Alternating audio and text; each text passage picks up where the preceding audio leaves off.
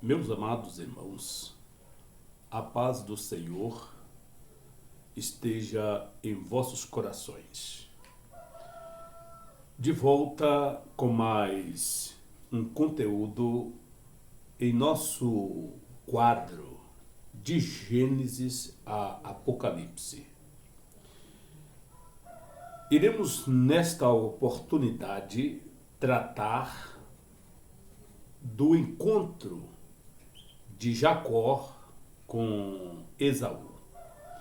No vídeo anterior, nós abordamos a experiência de Jacó com o próprio Deus, Jeová Sabaoth, o anjo do Senhor que lutou com Jacó, e ali nós percebemos a mudança de nome instantaneamente vindo de Deus para Jacó, dando-lhe o nome de Israel. O caráter de Jacó, a mudança de temperamento, sua natureza, são coisas que gradativamente vai sofrendo mudança, não só na vida de Jacó, como também na vida de qualquer ser humano. E isso nós iremos analisar justamente a partir do momento em que acontece esse encontro e cada um pega o seu caminho.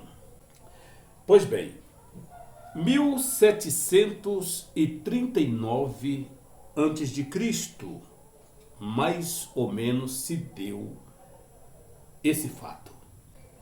No capítulo 33, versículos de 1 ao 16, Jacó se apresentando a Esaú, Jacó apresentando sua família a Esaú,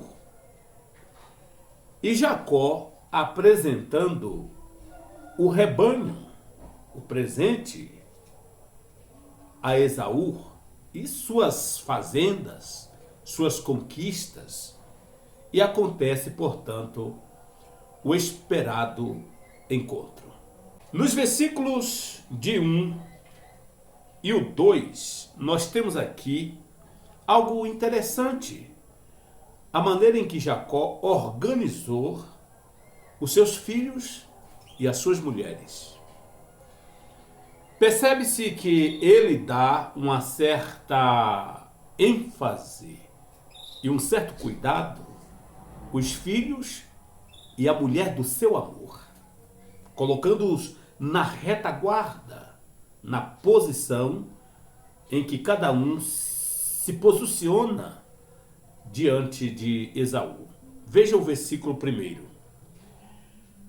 Quando Jacó olhou e viu que Esaú estava se aproximando com 400 homens, dividiu as crianças entre Lia, Raquel e as 2 servas. Colocou as servas e os seus filhos à frente. Lia e seus filhos veio depois. E Raquel com José por último. Isto é, colocou Raquel com José na retaguarda, a um lugar de mais proteção. O filho do seu grande amor, José, e Raquel em um lugar mais protegido. Isso é interessante para você estudar e pesquisar sobre esse detalhe. Então Jacó apresenta-se a Esaú, versículo 1 ao 4. Jacó curva-se 7 vezes à medida que se aproxima de Esaú. E para o grande alívio de Jacó, Esaú abraça e beija-o. Logo os dois estão chorando de alegria. Que maravilha! Alguém que Jacó suspeitava uma suposta vingança, Jacó inutilmente fez tantos planos, organizou os rebanhos, se afligiu, orou, foi buscar a Deus ali com tanta angústia no seu coração, e quando Esaú olhou para o seu irmão, percebe-se que ele certamente pensou, mas para que todos esses rebanhos? O que é isto? Isso foi o que o seu servo preparou para você. Não precisa isso. Não. O que ocorreu no passado é passado. Você é o meu irmão. Vamos fazer as pazes. Me dá um abraço aqui. Um líder poderoso como Esaú, que sendo tão importante, já com um reino estabelecido, mas infelizmente não compreendeu as coisas espirituais. Se ele tivesse compreendido, nesse momento ele seria conhecido como Deus de Abraão, Isaque e Esaú. Mas não foi. Deus de Abraão, Isaque e Jacó. Porque Jacó amou as promessas, se interessou pelas promessas, e lá no ventre de sua mãe, Deus o escolheu como portador das promessas, dos pactos, das alianças. Por isso diz o versículo, colocou as suas servas e os seus à frente, Lia e seus filhos depois, e Raquel com José por último. Ele mesmo passou à frente e, ao aproximar-se do seu irmão, curvou-se até o chão 7 vezes. Mas Esaú correu ao encontro de Jacó e abraçou-se ao seu pescoço e o beijou, e eles choraram. Aqui está, portanto, o encontro da conciliação ou da reconciliação, do perdão. No versículo 5 ao versículo 7, Jacó apresenta, portanto, a sua família, os seus filhos, respondendo à pergunta de Esaú. Versículos 5 e 7, a palavra diz assim, olha. Então Esaú ergueu o olhar e viu as mulheres e as crianças e perguntou, quem são estes? Jacó respondeu, são os filhos que Deus concedeu a teu servo. Veremos os versículos de 8 ao 16. Esaú perguntou, o que você pretende com todos os rebanhos que encontrei pelo caminho? E Jacó, mais uma vez, na tentativa de agradar o seu irmão, para que aquele encontro fosse pacífico, e conforme nós já falamos, ele preparou um presente, tentando comprar a paz, negociar a paz e preservar a sua vida. E ele diz então, sê bem recebido por ti, meu senhor, respondeu Jacó. Disse, porém, Esaú, eu já tenho muito, meu irmão, guarde para você o que é seu. Mas Jacó insistiu, não, se te agradastes de mim, aceita esse presente de minha parte, porque ver a tua face é como contemplar a face de Deus. Além disso, tu me recebeste tão bem. Aceita, pois, o presente que te foi trazido, pois Deus tem sido favorável para comigo, e eu já tenho tudo o que necessito. Jacó tanto insistiu que Esaú recebeu os presentes. Evidentemente, quando ele recebeu aqueles presentes, ele estava ali declarando que, de fato, não tinha qualquer ressentimento pelo seu irmão. Por isso que nós temos que analisarmos que, dentro de um grupo, de uma igreja, de um ministério, nem sempre a paz reina. Sempre os pensamentos são divergentes e às vezes somos unidos em Cristo, mas não somos unidos nas ideias, na forma de apacentar o rebanho de Cristo. Veja Paulo e Barnabé, veja tantos obreiros do passado, veja a lista de obreiros que trabalhavam com Paulo, mulheres e homens. Sempre havia ali uma divergência dentro do ministério, mas Paulo, como sempre, aquele controlador, pacificador, orientador, de forma que tudo ocorria para o progresso da obra de Deus. E isso a gente vê aqui nesse encontro entre Esaú e Jacó. Esaú recebe, portanto, pela insistência do seu irmão. Mas quando ele recebe aquilo, parece que o coração de Jacó descansa, porque ele entende que Esaú não guardava ressentimento da sua pessoa. Outra coisa importante dentro desse texto, como tudo se transformou em um encontro de paz, Esaú, vendo a imensa caravana, animais, crianças, mulheres, vendo ao geral a caravana de Jacó, Esaú faz uma proposta para ele. Veja o versículo 12. Então disse Esaú: vamos seguir em frente, eu o acompanharei. Esaú se propõe a ser um tipo de um protetor e um guia para o seu irmão e para a caravana que ele estava conduzindo. Agora veja a sabedoria de um homem de Deus. Veja a sabedoria de um homem que tem uma mente espiritual. Jacó, sim, que agora é Israel, aquele que luta com Deus e prevalece, o príncipe de Deus. Veja o que ele responde para Esaú. Versículo 13 e 14.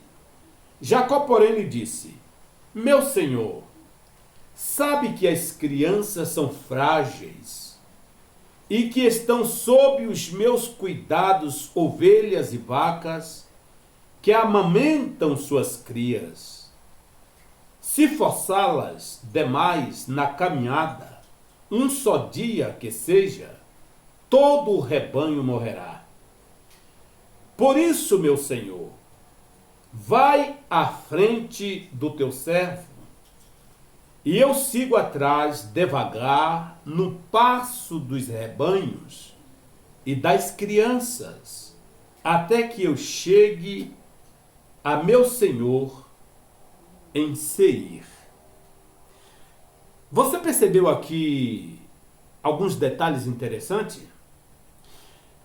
Esaú estava com 400 homens, obviamente montados em cavalos ligeiros, cavalos para a batalha. E quando ele faz o convite para que Jacó o seguisse, Jacó, portanto, ele sabiamente observa a fragilidade do rebanho e das crianças. Ali tinham pessoas idosas, ali tinham pessoas, servos e servas, fortes, fracos, rebanhos, crias de rebanhos, que não poderia acompanhar os galopes da cavalaria de Esaú. Então ele diz para Esaú: não, meu senhor, está sob a minha responsabilidade diversos tipos de animais, tamanhos e idades, animais de leite, crias, que vão num passo a passo, e dado o escaldante calor do deserto, esse rebanho não aguentaria um dia, e nem mesmo as crianças. O que isso significa para você que é um líder de uma igreja, que é um pastor de um grande rebanho e que muitas vezes age como um tirano dentro da igreja, como se a igreja fosse sua, como se você fosse o dono dela? Você já percebeu que dentro da sua igreja tem pessoas de todas as idades, de conhecimentos diversificados? Tem teólogo, tem aquele que só vai à escola bíblica dominical, tem aquele que é professor da escola bíblica, tem aquele que só sabe orar, não sabe cantar, não sabe fazer uma pregação, não sabe compreender as escrituras, tem uma dificuldade. São tipos de rebanhos que está sob sua responsabilidade. Cabe a você conduzir este rebanho de acordo com as condições espirituais que elas estão desenvolvendo em sua vida. Quantos pastores ignorantes, quantos tiranos que acham que o rebanho foi colocado na sua responsabilidade apenas para produzir lã e ele comer a lã das ovelhas, fazendo delas um monopólio, fazendo da igreja uma propriedade, e você vai prestar conta a Deus, porque você sendo um tirano ganancioso, cujo ventre nunca enche, você termina menosprezando aquele que acabou de nascer na fé, aquele que está sendo amamentado na fé, aquele que não desenvolveu uma boa estrutura espiritual e ministerial na igreja, mas é de Cristo, faz parte do rebanho. Você tem que amar, você tem que compreendê-los, você tem que ajudá-los, carregá-los nos ombros, pois Deus lhe colocou aí como pastor para raio da igreja. E não deve tratar essas pessoas na base da ignorância, da estupidez. E quantos irmãos desviados pela ignorância de tiranos, por causa dessa maligna doutrina errada, ensinada errada do dízimo na igreja, que é um dos fatores que mais tira crente das igrejas. Porque os tiranos só querem saber de dinheiro nos seus bolsos, nos seus cofres, para estar construindo templo, para estarem vazios. São cegos espirituais. Mas Jacó preferiu rejeitar a companhia do seu irmão e seguir no passo do gado para preservar o rebanho em vida. Por quê? Porque aquele rebanho era a garantia do seu sustento. Ali tinha animais, vaca de leite, camelas, ali tinha todo tipo de animal. Touro, animal de corte que produzia a carne, o leite, a manteiga, o queijo, o sustento, enfim. Se ele forçasse o rebanho, um dia só, ele não teria sequer uma xícara de leite para sustentar os seus filhos. Esse é o primeiro detalhe. O segundo detalhe que nós vimos nesse texto é justamente a direção de ambos. E como eu disse, embora Deus apresentou a ele diversas vezes como o Deus de Betel, lembra? Eu sou o Deus de Betel, onde você ungiu a pedra, e eu me apresentei a você. Não temas, eu estou contigo. Enquanto não fizer cumprir na tua vida tudo que eu te prometi, eu não te deixarei. Deus desceu do céu e andou com Jacó até que Jacó faleceu. Oh glória! Porque Deus é Deus de promessa. É Deus presente. É Deus que protege, que sustenta e que garante a sua palavra. Não é um homem.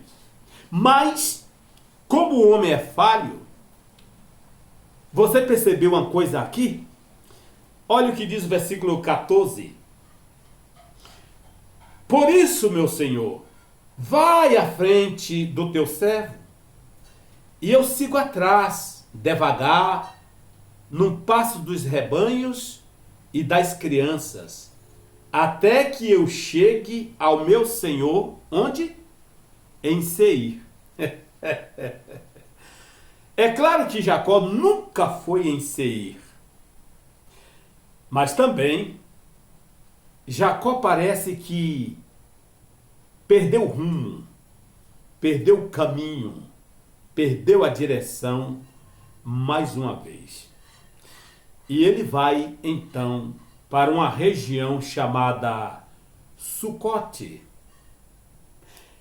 Mas Deus queria que ele fosse para Canaã, principalmente Betel, o lugar onde havia uma experiência espiritual, onde havia um altar erigido da adoração e uma experiência espiritual forte com o Deus de Abraão. Mas o homem terminou prevalecendo.